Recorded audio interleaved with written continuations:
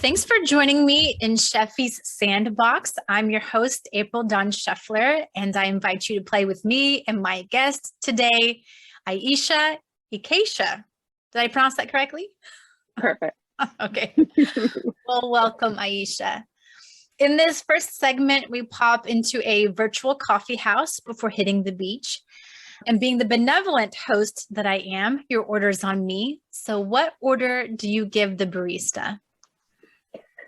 Wow. Well, it's 3 p.m. here, and I try to just keep it to 1 coffee a day. So I think I'm going to be inspired by your incense. Actually, have you ever had a rose latte before? I have. I was telling So your good. podcast listeners just the other day that maybe a month and a half ago, I realized it was a thing, and it is my favorite now. It's my favorite. It's so good. Rose latte with oat milk is what I would do. And sometimes you get sprinkles of actual rose petals on top. And it's perfect for controlling the flow. Rose latte, bringing in the feminine. Oh yeah, that's what I would be doing.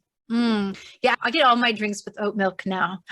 So it is the best. Yeah, I just don't know that I've had any of them with actual rose petals sprinkled on the top. So someday you'll get it and you'll be like, today is my day. Today is my day. Absolutely. Well, now that you have your refreshing beverage, let's dive right in. The next segment is called I Think I Know You From Somewhere. So in your spotlight moments, Aisha, have there been any claims to fame, times that our listeners might have seen you or your work? Honestly, no. And this goes back into, I think, what I'm here on earth to do. I've been behind the scenes working, kind of building things and not ever wanting to be in the spotlight. So in my career, I'm always just kind of back there doing the things and wanting to push someone else onto the panel or into the spotlight in the meeting or whatever. And that's why this is such a big deal for me. And it's exciting because it's my first podcast. I know there's a pull for me to put myself into the spotlight because I have things to say. And I think it's also transmuting a lot of past life where I've been the support person. So this is my official first time in the spotlight. Well, it's well deserved. As you were talking about being very much in the background and pushing other people forward, I think that's you already fulfilling that role of a leader, because we've had conversations about human design before, and your cross of incarnation in human design is rulership. Rulership, yeah. And I was reading this quote just yesterday, and it was talking about the best leaders are the ones you barely know are there.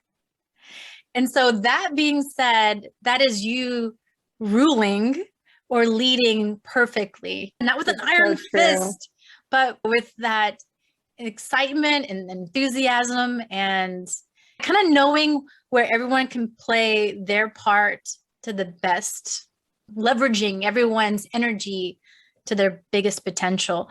So yeah, you know what? Thanks for bringing that up. You're so right too. And ideally it's about balance. So if I've been in the background, I'm not going to be fully in the spotlight. I want to find that happy middle ground. And I will just say that was one of my favorite quotes. I studied philosophy in university, and Plato was my guy, Plato and Socrates. And Plato said, the rulers who are meant to be rulers will never be rulers because they're not hungry for power. And so for me, for Control the Flow, for example, it's not the desire to be in the spotlight. It's just the excitement that I get from bringing this into people's consciousness and bringing it to light. It just enlivens me. So that, I feel that's that middle ground I'm looking for. And for people who don't know you, when you say Plato's your guy, you're not joking. You have a tattoo either with a quote of his or... I do. Yes, I have. So this is my first tattoo. It's the sun. So Plato did all of the writing for Socrates. Socrates said everyone should be the sun. The stronger and the brighter you radiate on your own. So it's a little bit of selfishness, appropriating that word, selfishness. The brighter you shine, the more you'll warm and shine everyone else. So I have the sun. I have poison hemlock, which is what Socrates drank when they put him to death. He drank poison hemlock tea. And the quote here by Socrates is, the unexamined life is not worth living. So Yeah, when I was in philosophy as a first year, I just felt my mind opening up and something was clicking. I was just like, this is where I'm meant to be. And I actually had an Akashic reading years ago where a past life came up where I was Plato's best buddy or right-hand man. So there's an element of that being just off to the sidelines kind of thing, but it's cool to be able to bring that in to this life and yeah, take a little step forward. Well, the next segment is linguistic tag, and guests are asked to choose a word or phrase that they would like to hear used more often in everyday conversation, something that doesn't get enough play or enough airtime. And the prior guest chose for you the word embody. So you are tasked to try to somehow fit that into our conversation today, which I kind of don't feel like that's going to be very hard. Okay. Now, you also get to choose a word for the next guest to dance with, and it could be a peculiar word that you find funny or just something that's resonating with you right now. So what are you laying down for them to pick up? Okay, I've been thinking about this. Actually, it didn't take me long to come up with my word, but it's scintilla. Scintilla is the word. So it's been with me for a very long time. I think it's beautiful. It's basically the smallest, tiniest little spark. You can barely even see it. It's a scintilla of light or a scintilla of a spark. And I think there's so much hope in the word. And that's really how change happens and progress happens, is just by one little spark. So if you can grab onto that, it's like the birth of something completely new. So good luck to the next person using scintilla. What came to mind when you said that is that I was actually on a podcast with Lori. It was called Improvising Life. And she ended up naming the podcast episode Perhaps Makes Possible Possible or something like that. But yeah, it just opens that door. So I love that. Yes. You don't have to see the full picture just yet, but just that little spark. Exactly. So when I do readings for people, sometimes the message can feel huge and the changes that you're being asked to make can feel so far away from where you are. And so I really like to pull it back down and be like, no, it's a tiny little step. Everything happens in the smallest degree. So that's where the scintilla comes in. If you can just grasp that small spark and start to nurture it, then things are going to progress in the direction they're meant to. You and I met a little over a year ago now. I just posted in the Energy Tribe chat that I had celebrated my 1-year anniversary in the Energy Tribe. So Gabrielle Ginter, host of the My Leap of Faith podcast, she had organized a group of women who really wanted community. And we joined that. And you were already in maybe the initial group of people. And I was a little late to the game, but I was really hoping to be accepted and welcomed into the group. And I really was. And I have met some lifelong friends from this Energy Tribe. So in my solar return reading that I had ordered last year, and I aired it on the podcast, the biggest thing was me calling in community as well as boundaries, working with boundaries. So those were actually two huge things.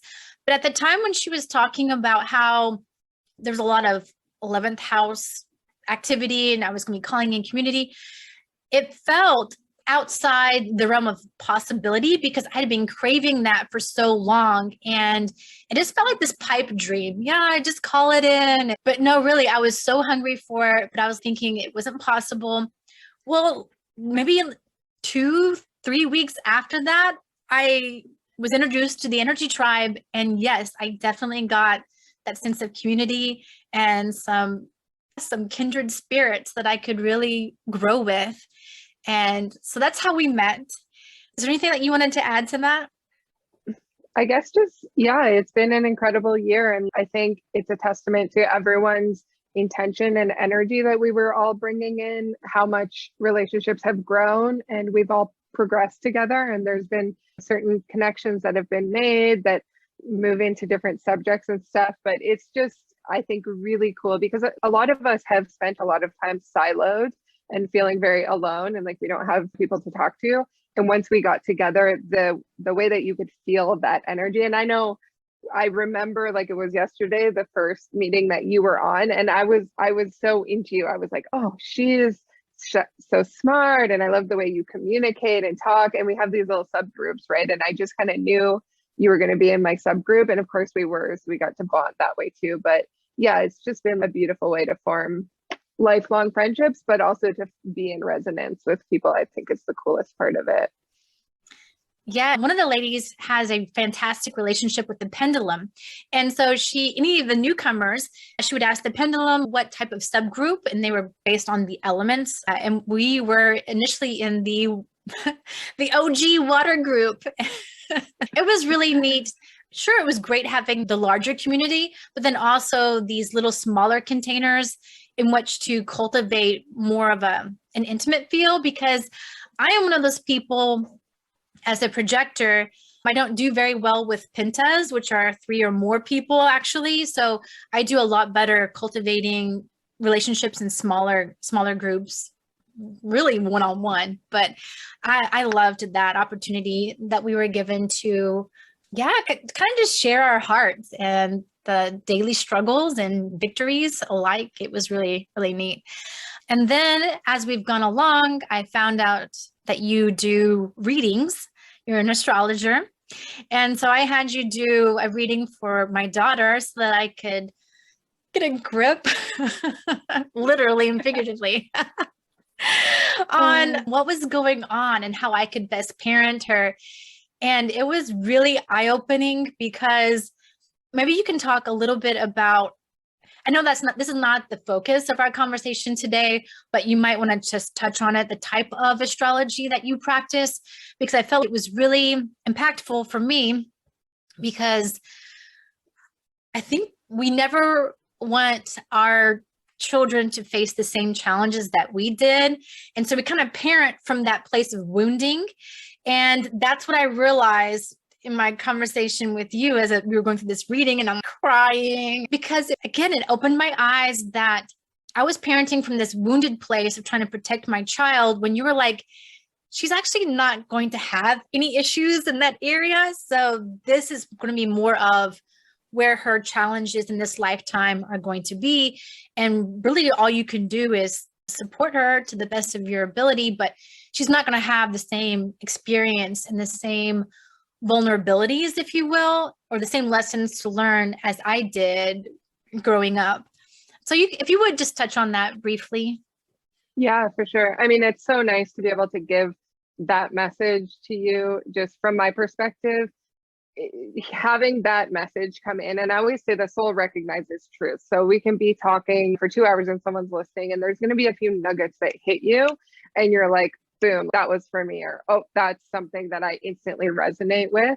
And so I try to bring into my readings, I mean, I open Akashic Records when I do them, because I think being divinely guided or having insight from our higher selves or from our team is the best way to get these messages. And that's really how I've created my reading. So I call them soul chart readings, and it's a look at your birth chart, but it's all under the context that our birth chart is perfect. It's a perfect soul decision. It's aligned and chosen by our soul, bringing in all of the past life lineage, genetic DNA loading, but also our soul's essence, our soul's core personality, which, you know, is lovely to connect with. That's kind of like regressive energy. It's something great to know about yourself, but it's not necessarily where we're going. So the progressive energy in the chart is your tools, your personality planets, and then I'm looking at the lessons, the challenges that are embedded in the chart, and ultimately where you're headed, which to me is largely the North Node and the ascendant sign. So that's how I created the soul chart reading. I really want to bring in messages from the soul. I want people to know it's a soul decision. And sometimes just the most simple message by letting you know that's not her journey in this life. Now you know, so now you can compartmentalize. You can focus on her and you can focus on you. And I love doing readings for parents for their kids, because hopefully it's setting you on a path where you're aware of what they're going to go through and you can support them. But I also try really hard to, we're not here to protect people from their lessons either. So become aware of it and help them and coach them. And then it often does help you separate yourself from those people. I think everyone should do it, whether it's with your kid or with your partner or your best friend. It's really cool to see where those karmic relationships come in and where it's like, listen, you're just the vessel. So get over yourself. She's doing her own thing and you're just trying to, yeah, I think as parents, our fear is that we just don't want to mess our kids up, right? And yeah, of course. That was the whole gift of the reading, is that her journey is not my journey. I mean, of course, they're interconnected in such a way that I was gifted with this opportunity to parent such an amazing soul. But at the same time, I'm not here to pad life, but that she is here to experience life and to learn lessons. And so that was really great for me, that my job is to just help equip her to the best of my abilities with healthy coping strategies, learning strategies, etc., to help provide the best lens possible with which to view what's happening in her world. So totally. Yeah. Well, that is not what we came on the podcast to talk about, but I felt we needed to at least touch on that. Why we are here is, for the YouTube watchers, you can see above, control the flow.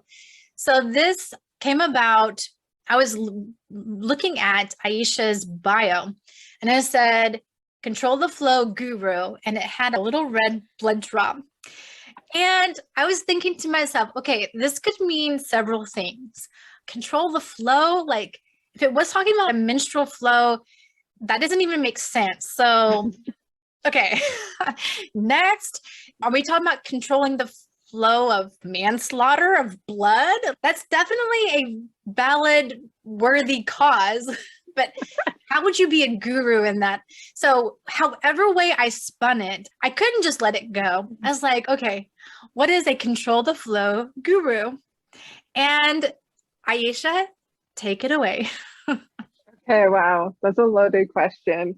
I'm just going to start with the word guru. It's kind of just a joke to me now, I guess, with myself. But I mean, we're moving past gurus, obviously. No one's out here trying to be a guru, or hopefully not. I think we're all just becoming these beautiful teachers spreading our message. But I'm calling myself a guru because, my whole life I've been controlling the flow. And yes, we'll get into what that is. But I just throw it out here and there, tell people, oh yeah, I can do this. And if people are stopped in their tracks and they're like, excuse me, what? And I just pass it off like it's no big deal. But when people started reaching out to me about it, so the energy started collecting around this. And you asked me, I was on a trip to San Diego. I was actually with Gabrielle, and I told her in passing, and she was like, wait, you can't just say this like it's normal. Like, okay, I get it, right? So she mentioned it, you mentioned it, someone else mentioned it, like clearly the universe is saying, bring this knowledge out. So I started Googling it. Is there anything out there?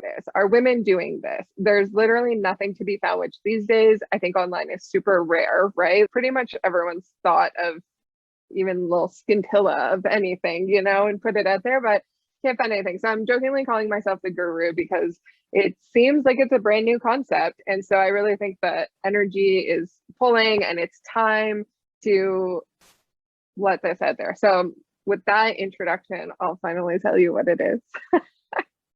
So since I was young, quite young, I've always been very much in my knowing when it comes to my body, when it comes to my autonomy. I'm very much have complete sovereignty over what I want to do with my body. I've always been that way since as long as I can remember being a kid. I remember one time my dad's friend was visiting us, and he had these two beautiful girls who were about my age. I was probably like 8 or 9, long hair. And he came in and he told me, you're not going to go to school like that, are you? And he told me I had to brush my hair. And I was just, who is this guy trying to tell me what to do with my body? I remember that. And there's been a lot of other things. So I start teaching people, telling them how I've always had this very innate sense of, this is my body. I know how to control it. It talks to me. And I just have a natural sense of what is good and bad for my body. So for example, I stopped using toothpaste when I was a really young kid. A dentist told me that if I ran out of toothpaste, I could just brush with water. And I was like, okay, then I'll only brush with water. And I did that my whole life. I use natural toothpaste now, but even then I only use toothpaste sometimes. And we've found out since that fluoride can kill. It's toxic in high levels. It calcifies your pineal gland. So those types of things from a very young age, I just knew I didn't want to have in or on my body, and I didn't. And so when I got my period, that followed suit. I felt it was completely unnatural to use period products. I hated the way that pads felt. I was comfortable with tampons, but also I felt like, what the hell are we doing? Plugging up a problem. It didn't make sense to me. And I just hated using them. I hated buying them. Now we also know that period products are extremely toxic, and prompts me later about how absorbent the vaginal canal is. But just to stick with what is control the flow, I realized from a really young age, I didn't want to use any period products, and that I could actually push out my period. And if I did that, then I could control when I would get my period. And so I've trained my body to only get my period when I want to, which is basically when I go to the bathroom. So that's controlling the flow. And I've successfully for 20 years been able to, like, I don't buy pads, I don't buy tampons at all.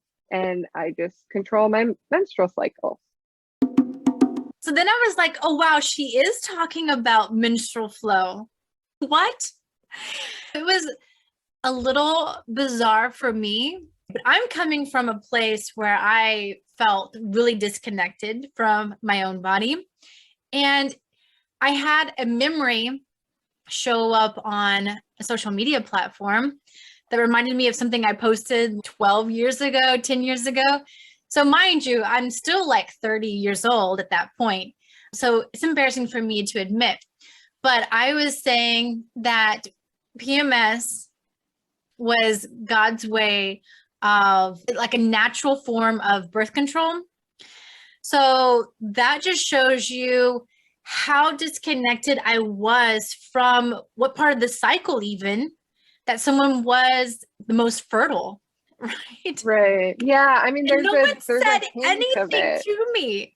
Maybe they thought this grown-ass woman should know better or something. But yeah, I came from that place where maybe I'd gotten a certain bit of information and then I ran with it, but I was trying to put two and two together and I got 17. I don't know what was happening, but yeah, from a young age, even I grew up in a very religious background. And so it was not that my body was my own, my body was God's, and it was for my future spouse.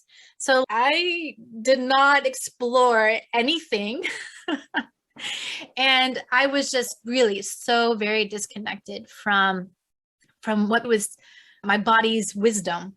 So that self-knowledge and knowing of your own voice that you had from when you were young, I'm in such awe.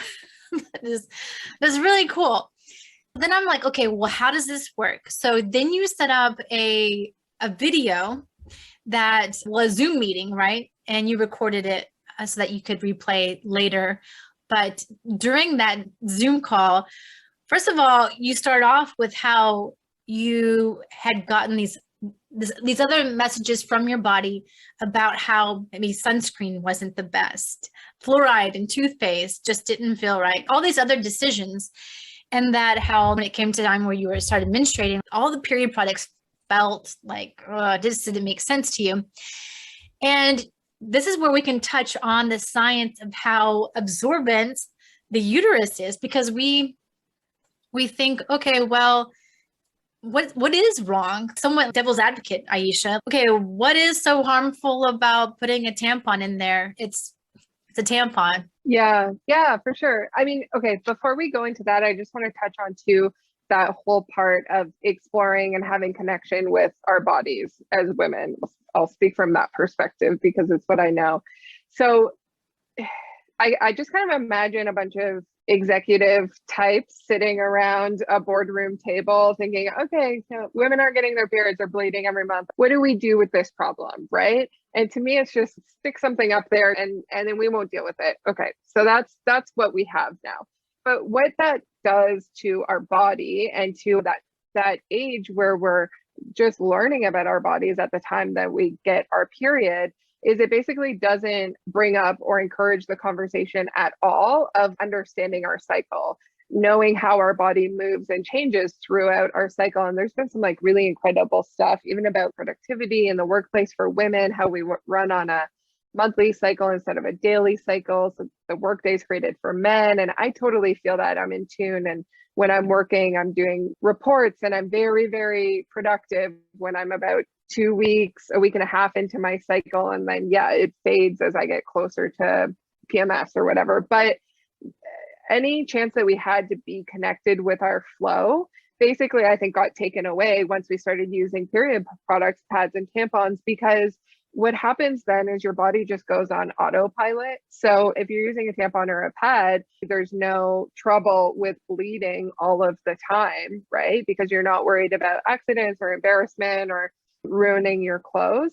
So we just let that run. We just let that happen. And that's what everyone's used to. So when I tell people you can control it, it's almost so far because we haven't been training ourselves our whole life to be tuned in and think, oh, it's coming, or oh, this is what it feels like, or what phase am I in, right? So just when it comes to the connection with the body, I really think the products themselves have put us on autopilot. And so there's this really exciting part of reclaiming who we are as women and how we know our bodies and become mindful of our bodies.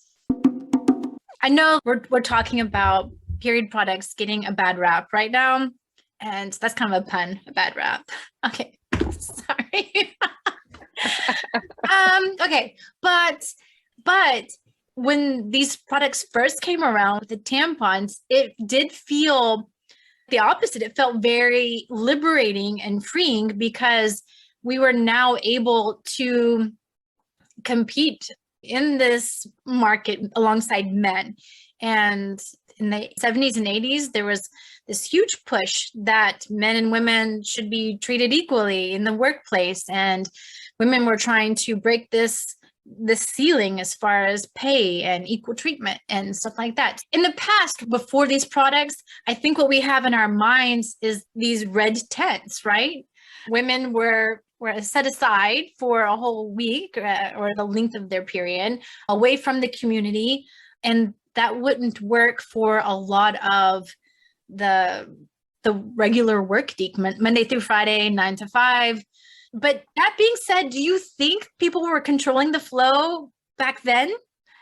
Yeah, yes, I do. I know, because I'm connected to that part of myself. And in my seminar, I teach women about squatting, the power of the squatting position, which is the most efficient way to give birth. Squatty potty is making a huge ripple right now in the scene. I don't know what scene that would be, but squatty potty. And so I talk about squatting. The reason why I love squatting is such a primal position to be in as a woman that feels very empowering, because I do a lot of camping. So I'm out in nature, right? I squat to pee. The most beautiful places I've ever peed have been squatting on 2 rocks while a mountain stream flows through my legs. And it's the same with if you get your period out there. You're going to the water, you're going to dig a hole somewhere, and you're spending time there.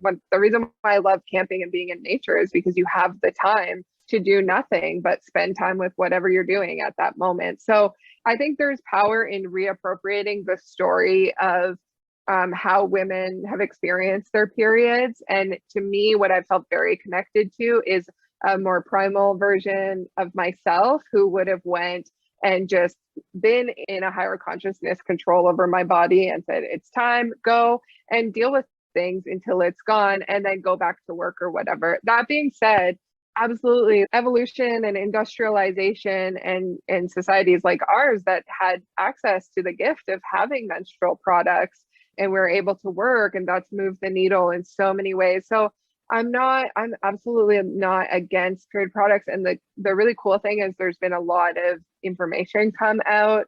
And so we'll talk about the absorbency and the toxicity and all that. And you can get all natural products. You can get unbleached products or Thinx underwear. I love because that gives women a completely different option.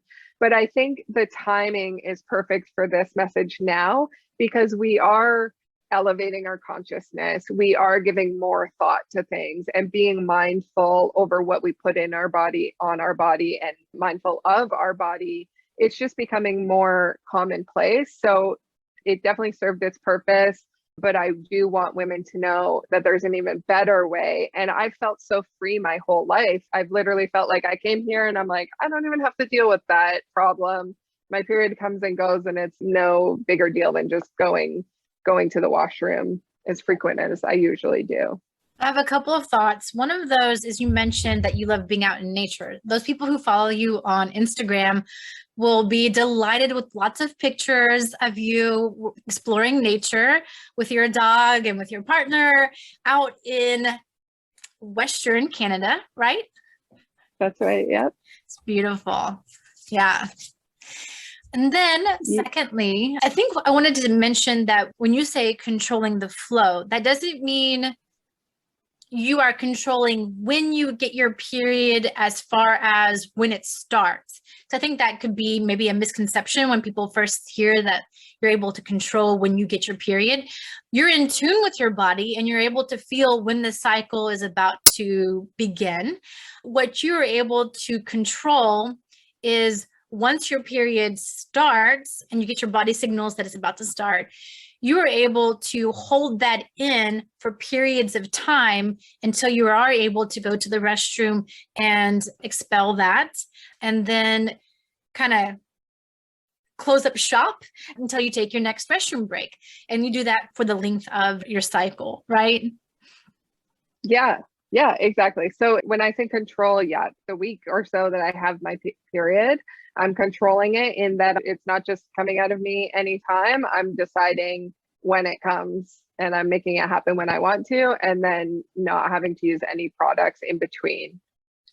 Right. And you were promising us, us being the people who were attending the first Zoom call, that we could control the flow with practice and sleep on white sheets. I was like, wow, now that's holding a bar I made pretty high. Yeah, you're right. I did make a big claim there.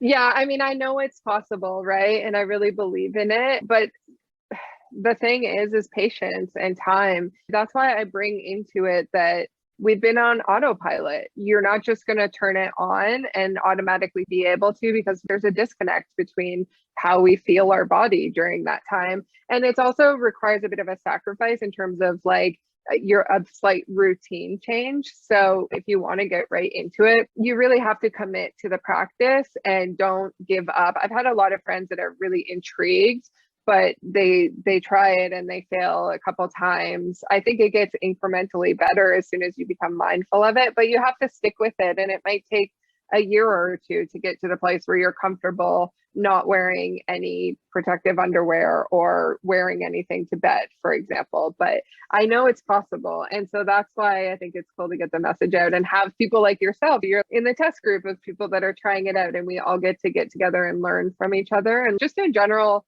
talking about it and bringing this more taboo subject to light and being able to get into it is in itself very freeing, I think.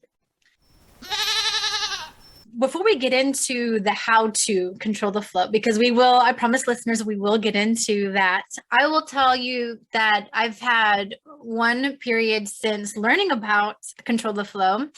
And I'm so glad that you're giving that permission or that grace that it takes time and that it could be incremental changes, because I tried it for the first time hoping that it would just click for me. I work in a machine shop, and so I am the only female there to begin with. And it goes from the really awkward questions of, okay, what do I do with my period products? Where do I dispose of them? Because people are going to know that it's me because I'm the only female in the shop. But then it also goes to, if I am giving myself enough time, the 20 minutes or so, and you can tell us what's average, but if I'm granting myself that time, I just felt so uncomfortable. I did not feel comfortable giving myself that much time in the bathroom, taking up the only bathroom for one, but then also I'm the office manager. And so I'm expected to answer the phones, etc. I could imagine like if the phone's ringing off the hook, they'd be like, where's April? She's been in the bathroom forever. So I'm trying to navigate that uncomfortable place right now, Sure. what that looks like for me. But yeah, absolutely. I totally forgot about the problem of having to conceal, right? You have to wrap it up. You can't flush it and put it. That just came back to me. Yeah, that's, of course, those are all legitimate concerns. I think the first thing I'll say is this takes, I mean, it takes a lot of guts to talk about, right? It's only until now that I'm coming out with this and talking to people and putting it on my Instagram and everything. But I think in that conversation we had about industrialization and how we came out of the red huts and now we're here, then the next step of that to people who commit to doing this and having that conversation are also committing to saying, oh, sorry, I have my period. People need to be able to hear that. We need to be able to say, oh, yeah, I just have to run real quick, you know? So you might not be comfortable with that at first, but I do want to implore people to start, like, we're women. It's a beautiful thing that happens. It's what allows us to create life. And it's difficult for sure in the workplace, but it's kind of a get out of jail free card anytime you do have to run to the washroom. And people will instantly understand it. It's just kind of who's brave enough to say that thing, that taboo thing. But all the men you're working with have daughters and wives and they know what happens, right? So I get it. That's part of the learning curve too, right? Of controlling the flow. well, they might not know that I'm controlling the flow. They might think, okay, it's just going to take 5 minutes for her to do the pit stop, right? That's why I encourage people to say it. With my partner, he knows when I am on my period, I'll go and I'll say, oh, I have to control the flow before we go. If we're going for a hike, I have to hit the bathroom and spend a few minutes there. Even if he's ready to go out the door, I'll be like, oop, I actually have to go control the flow first. He just gets it. And I explain to him and he knows what it is. He probably thinks it's crazy and he doesn't understand, but that doesn't matter. And that's why I also say, like, yeah, sometimes I just walk out with pride and I'm like, yeah, that took a while. I'm controlling the flow right now. I'm at the point where I'm proud of it. But I think if you could say, I think realistically, no one's going to bring it to attention. But if they do, or if you have to say something and you were to say, oh, I'm on my period right now, or why did the phone ring too long? Sorry, I missed it. You know, I'm dealing with something. No one would ever question you again, right? And so the other, I think, really important caveat to this is it definitely doesn't take 29. We're talking 5 minutes max at a time. Yeah. That's where my misunderstanding was. So I'm glad that's why I have you on here to clarify things for me and the listeners as well. But yeah, just talking about those incremental steps. I know you had talked about just in similar ways that period products have allowed us to go on autopilot and kind of disconnect from our cycles and rhythms. You were also saying that period tracking can kind of be that same type of crutch. And I think that for some people, it can be that incremental step, right, to helping them get back in touch with their body and logging, okay, what's the consistency of my vaginal discharges, etc. So for those of us who need a starting point, I can totally see how those types of things would be really, really helpful. But yeah, ideally, we would be just that much in the flow of our body's rhythm that we need. And it doesn't take long. I used to use those period tracking apps too. And it's so interesting because it gets you thinking and looking and spending time down there being like, what's going on, right? And then the cool thing is when you connect that to your mood, and this is where your comment about PMS being the best birth control. It's true in a way, right? It wasn't that far of a stretch, but you will start to notice how a day or two after your period, you're horny right away, right? And you're becoming super fertile. And those 2 weeks, you feel less bloated, you feel more beautiful. You have energy and everything. And that also, by the way, is when women are the most productive at work. And you'll be able to tell when you're ovulating because your mucus changes. It gets really clear, sticky, and that's super beneficial. I mean, that is nature's birth control. If you know you're ovulating and you don't want to get pregnant, then maybe just say, let's not have sex. No matter how horny I am for the next 2 days, stay away from me because you're going to be really horny, right? And then it drops off right away. You see the mucus change a few days later and it's done and you're done and you're just like, okay, don't touch me. That's also very empowering in the relationship. You're constantly going through these highs and lows of, oh, sometimes I want to, sometimes I don't, or why right now am I just cringing when someone touches me? Well, if you connect that to where you're at in your flow, you know, for basically 2 weeks out of the month, you're just like, yeah, I'm not into it. My body is telling me no. It's not because I'm not attracted to you. And then leveling up that and being able to talk about that with your partner and be like, oh, you caught me. Should have tried 4 days ago when I was ovulating.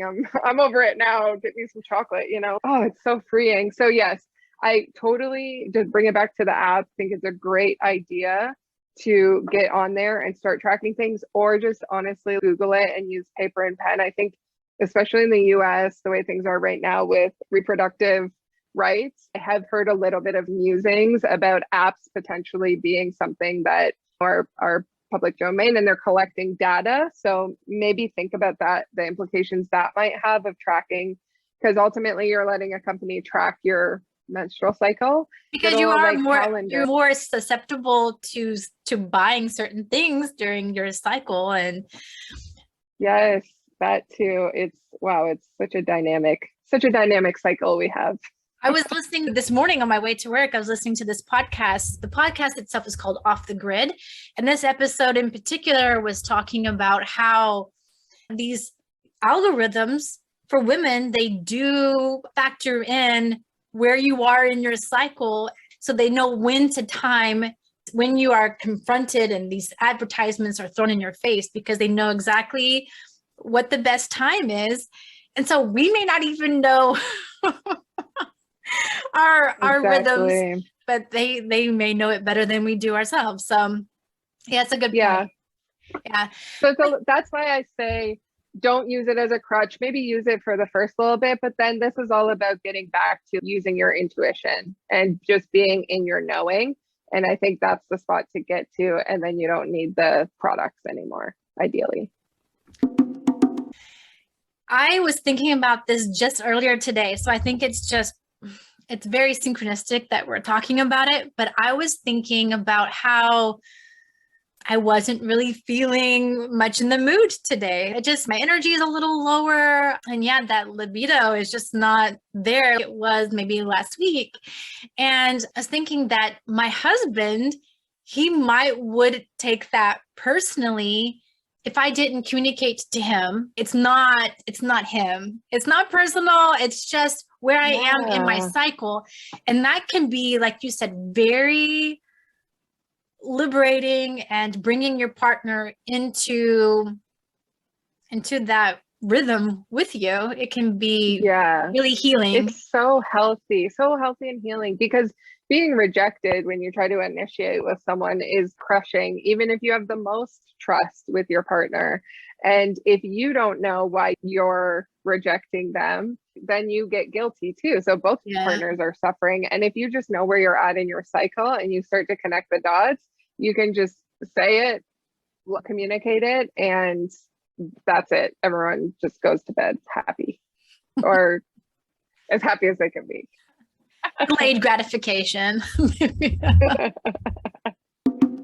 So do you want to get started in the actual steps, or do you want to talk about how absorbent the vaginal canal is?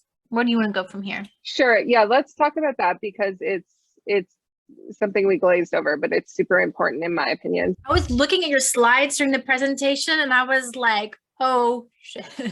Oh, wow. I know. It's a real eye opener, right? So when I say period products are toxic, that carries so much weight with it because the vaginal canal is the most efficient way of absorbing substances, basically. So I work in the cannabis industry in my 9 to 5, and I know that if someone's looking to use cannabis for medicinal use, for example, or to get the most bang for their buck, or maybe they're dealing with some kind of chronic issue and they have to be on an oil every day, it's expensive. What's the best way to consume it? You can get pure oil in a jar, right? So most people take it under the tongue. But actually, if you were to use it as a suppository through your vaginal canal, it's 80 times more absorbent than any other way that you could take in a substance.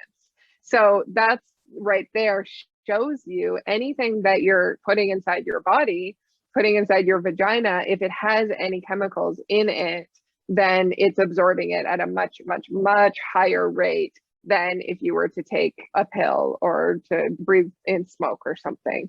So when we look at the toxicity, and I try not to get into numbers and science because I really am coming here from a place of being in my intuition and my knowing, and I don't do a lot of research. I just speak from my heart. But when we are thinking about, first of all, the products are bleached, right? There's a lot of other chemicals which you could just simply Google in there, and we're putting those into our body. So I like to let people know that, because it's not just that we're trying to rid ourselves or do a fun experiment with our bodies. It's that actually you are putting harmful substances into your body, and this is a great way to get away from that. My question that came up to me was, okay, that being said, I can understand how harmful tampons would be because that goes inside your body. What about pads that are just up against your body? They're not inside. Yeah, I think better for sure. I mean, again, they're bleached, they have absorbent chemicals in them, and they're resting against you all day. So it's the same, it's not as bad. Absolutely. I don't even know if I can say that for fact, but in general, they are products that aren't natural. So we're just trying to return to a more natural and free way of being. All right, so I am super excited. Let's dive into the steps. 1, 2, 3. How do we control the flow, Aisha? Well, actually, let's start. You start this before, as we're starting to get signals. What is? Yes. Tell us about that. Let's start there. Yeah, and that's why it's important to know your cycle, because you want to start gearing yourself up and getting ready mentally when your period is coming, right? So it's really a mindfulness thing to begin with. You're going to start controlling the flow. So you have to start tuning in with your body. So one thing I like to tell people to do, and I do this every morning, I have a pretty strict morning routine. I start the kettle, I let my dog out, I light incense, I put on the same morning playlist that I have every single day, same songs. And during one of those songs, it's Wind of My Soul by Cat Stevens. I squat during that song for the whole song. And I just squat, I stretch in that position, and I practice, I guess you could call them Kegels, but really I'm just reminding myself where those muscles are. And in that position, it's really easy to get familiarized with that area. And I say, squeeze the front, squeeze the back. I'll get into what that means. So becoming mindful is a practice that I think women should do every day. The squatting position is really good for you. Would you be willing to share your Spotify morning playlist with us? I will. Yeah, absolutely. I'll share it. Cool. Yeah, for sure. So squatting is a great position women should do anyways. It's great for your pelvic floor, which as we get aged, that gets weaker. And a lot of women have to end up getting the little insert, a pessary. I don't know the last time that I squatted. I am sitting cross-legged on the floor, but yeah. Oh, April. Yeah, so you gotta squat. I told you to squat in the seminar. You haven't squatted yet? Well, I guess I missed the part where we're supposed to squat every day. So I definitely was squatting during trying to eliminate the blood flow, but yeah, I was not squatting every day. Okay, so I think squatting every day is great because it's getting you into routine, right? It's getting you into routine. It's giving you a dedicated time to practice working with your muscles and getting familiarized with that part of your body. So squatting every day. And then as you get closer to your period, this is why we want to know what part of our cycle we're on so we can get ready, because you're going to have to be kind of mentally tuned in. And the way that I describe this, and I think every woman knows this feeling. Okay. So if you're standing and doing the dishes or vacuuming, or, oh my God, I'm only using stereotypical women activities, which is horrible. Painting, you're in your Zen moment, right? You're walking the dog. We all know, and we're not prepared for it. We have the moment where your period comes, right? You feel it, and then it's come out of you, and it's a little bit warm. You can feel that. And what do? You just go, okay, well, I got my period, and you go to the bathroom, right? Or do you put a tampon in or a pad on to prepare? No, I always wait till after it starts. You wait till after it starts. Yeah. So we all know that. So I have plenty of those oh shit moments. Yeah, the oh shit moment. We all know it. So really, controlling the flow, and I'm telling you, you can do this. It's the moment when you go, oh, I got my period, and then it comes out. That's the moment where you go, okay, and you get yourself to the bathroom. That's where you can hold and you can go. And when you sit down, it will come out. And not before. No. And again, this takes practice. So the first part is just tuning into that moment, right? It's coming, my period's coming every day. I'm waiting for that moment. And then when the moment comes, you're catching it before it happens. This is why this is intuition. This is why us being connected with our body. The way, just to pull this back to astrology, when we think of the intuitive signs, we often think of maybe the water signs, Cancer, Pisces, very intuitive, right? But I think one of the most intuitive signs here is a Virgo. They're so connected. They know when to plant. They know when to sow. They know how to control the chaos of this tangible world we're living in. And that's the kind of intuition that comes from the body. It comes from your sense of knowing in the here and now. So when you're connected to that, you almost know it's coming beforehand. So you're spending more time on the toilet. You're pushing before you even have that moment when you're just going for a pee, because you know your period's coming, right? So that's the very beginning step, is getting intuitively tuned in and being ready for it in that day or so. And then when that moment comes where you go, oh, then you can actually hold. And getting to the bathroom is important. I'm not going to underestimate that part of it. Going to the bathroom right away. I think where a lot of women get caught up is that they're too much in their routine. They're not used to doing this. They don't know the importance of going to the bathroom right away. And that's where you do have to honor yourself. Yes, we've come out of the red huts. We're working now, but we're trying to even supersede that. So honor yourself by going when you need to go and sitting there. And what I call it is bearing down. And we'll talk about then how you push it out. Okay, yeah. So we have had that, oops, it's here moment. We are holding, we are in the bathroom. How do we bear down, Aisha? Okay, well, if you've held on, good for you. You've made it to the bathroom and sit down. Really, at that point, I mean, your flow is so heavy, it's just going to come right out of you, right? So usually you start peeing and your period obviously flowing from different spots, but you'll get a stream of red. And that's the most rewarding thing ever, by the way, too, when you get there. Have you had that moment yet? Because you've been doing this? No, not yet. Okay, well, it's coming, I promise. So when you hold on and you get there and you sit down and you just let go, there's no pushing at this point. So there is an element of being very passive. And because sometimes you can be too uptight, or I find myself pushing too much. And it's not until I just let go that it actually comes out.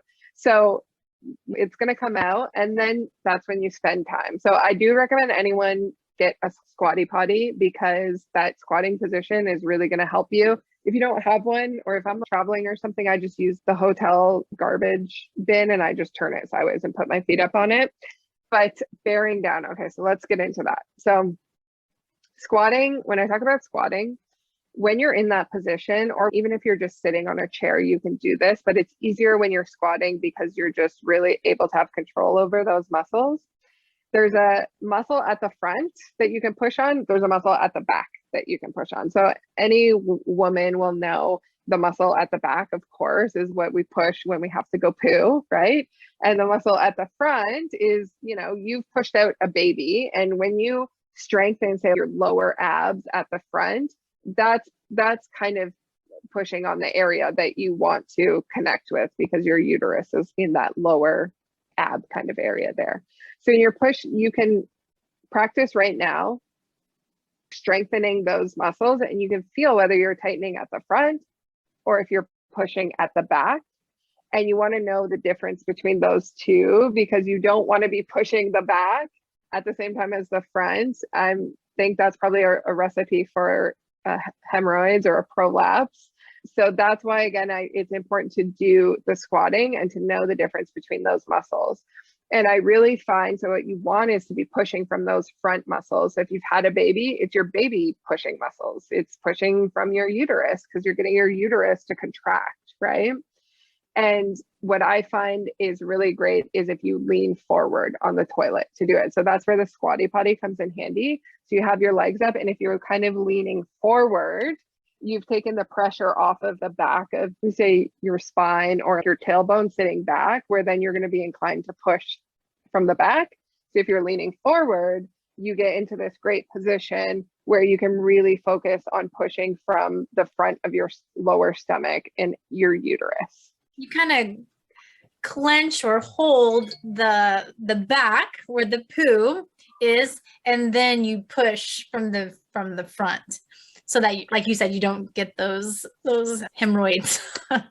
It might feel like a clenching to begin with, because you're new, and so you're really being, specific about being careful and focusing in on those muscles. But after time, I'm able to just be relaxed and just push from the front. So that's part of how, again, taking time, and you're strengthening these muscles too, right? So taking the time and getting in the right position and just kind of focusing, you will be able to relax in the back, party in the front.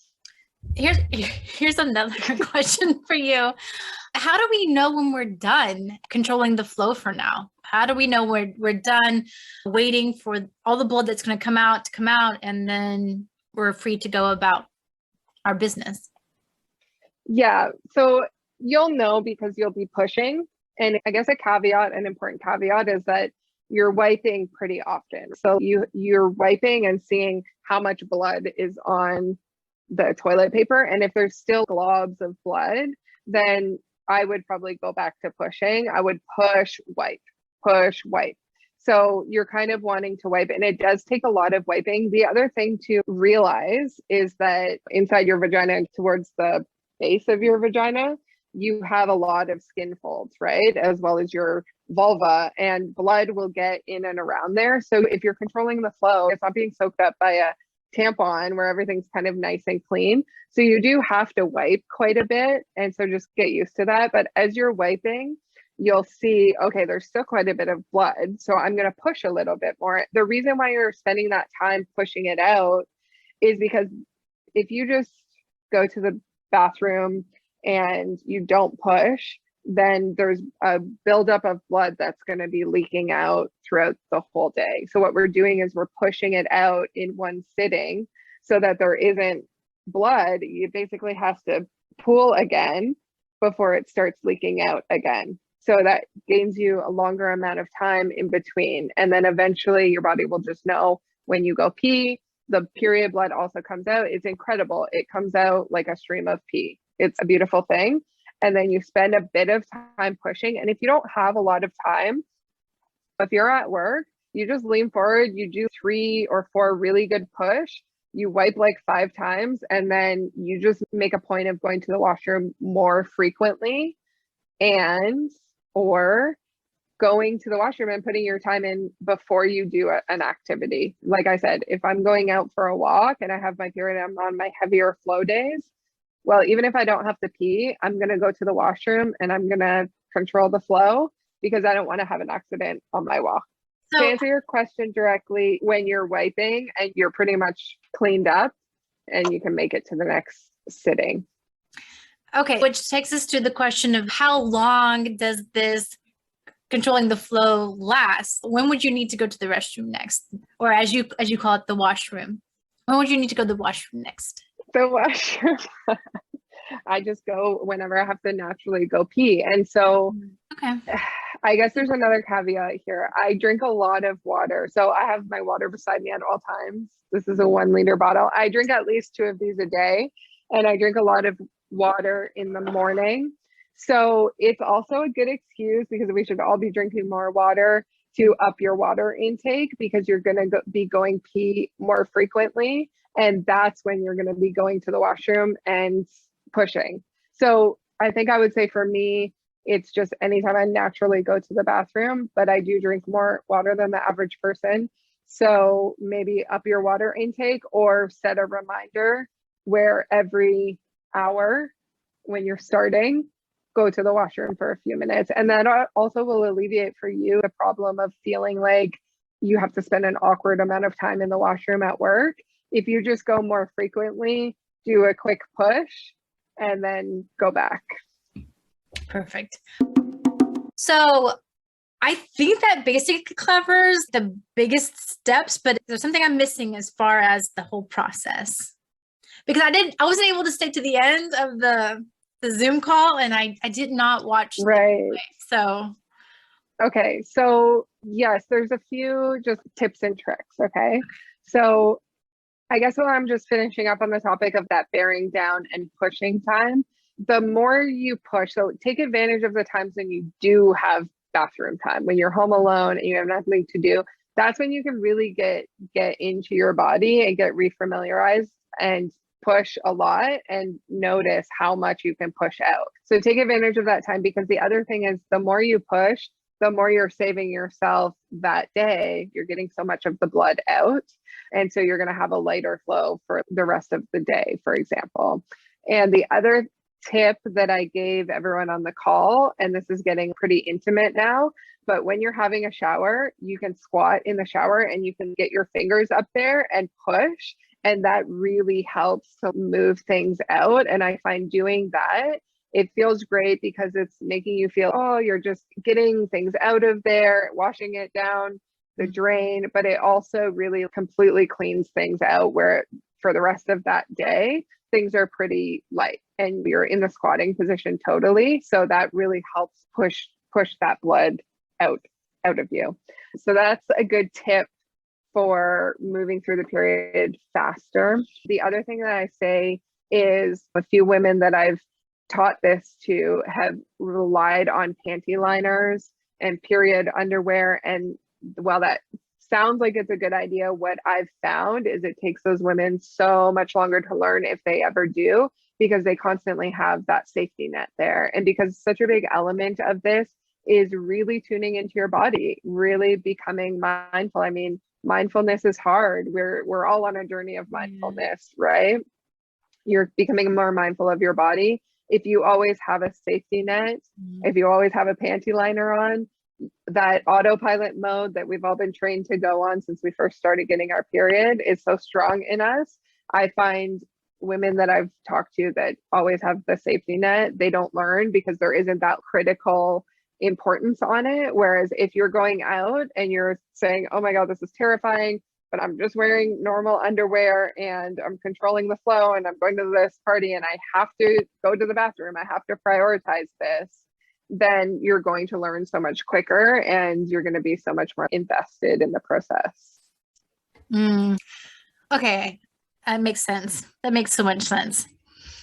And I wanted to say that one of the cool selling points is that there have been several people who you have taught to control the flow successfully. So you're not just this unicorn of sorts that is extra special. I mean, you're very special, but you're not unique in that only you are able to do it. You've been able to teach this method to other people successfully, and they've been doing it for years and years. You give us the example of your sister, right? Yes. Yeah. She was my little buddy, and I always had her under my wing when she was younger, and I'm about 5 years older than her. So I started teaching her. I mean, she would do anything I would do, and I used my powers benevolently. So I started teaching her very early. And yeah, she's been controlling the flow for years and years and years now. So I know it's not just me. And I know that there's this intuitive element of being a woman in control of our bodies that we're all kind of just waiting to get back to. And now's the time. Like, I fully believe that people can do this. The presentation that you shared with us that I attended, is that available for our listeners to watch? Is it publicly available on YouTube for me to share the link with them in the show notes? Yeah. Okay, for perfect. sure. I mean, it's not, you've seen it, it's not super edited. Do you think I should make another version of it? Or oh no, I love unedited stuff. So okay. Yeah. So the realness of it. Yes. It was it's good. Been perfect. Well, I am very rarely the one with time constraints, but this evening I am going to be the one that's the party pooper. So we'll have to close this up for now. But you're more than welcome to use the same link that you used to book this. You can come on the show anytime. I would love to have you on. But let's talk about Aisha's Sandbox. How can people find out more about you and follow what you're making in your own sandbox?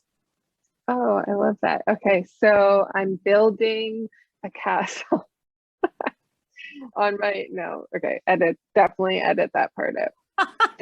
Wait, I want to hear more about the castle. I'm not editing I don't know, I'm building this castle. I'm not sure what I'm doing in there right now, but I'm building it, and I have all these different rooms. And in some rooms I do astrology readings. In other rooms, I help people build their spiritual businesses because I have marketing and sales experience. And I guess now I'm also spending a lot of time in the washroom controlling the flow.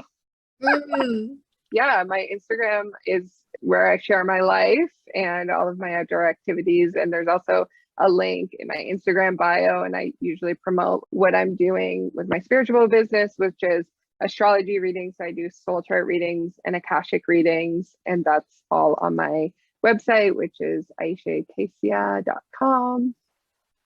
Lovely. Oh, and we should invite everyone to, if they want to try controlling the flow, to the meetup meeting, which is in August. It's on the new moon in August. I think we're moving it a few days so it can be on the Monday. And we're going to get together and talk about the first couple months of trials and challenges and just support each other. In the Lifestylist podcast, Luke Story ends his pods asking his guests this question. So I love it so much, I include it in mine. Who have been 3 teachers or teachings in your life that you might share with our audience that they could go research and also learn from? For teachers, I have to say Ralph Waldo Emerson is one. He's an American philosopher. He's a speaker, which is souls that have come to Earth to speak truth. And one of my mottos is speak the rude truth in all ways. And I've really learned a lot from him. He's incredible. And he writes poetry. So April, it's right up your alley. Paul Selig, he wrote I Am the Word and many other books. They're incredible. They're channeled activations. They've been life-changing for me. So I've heard of him.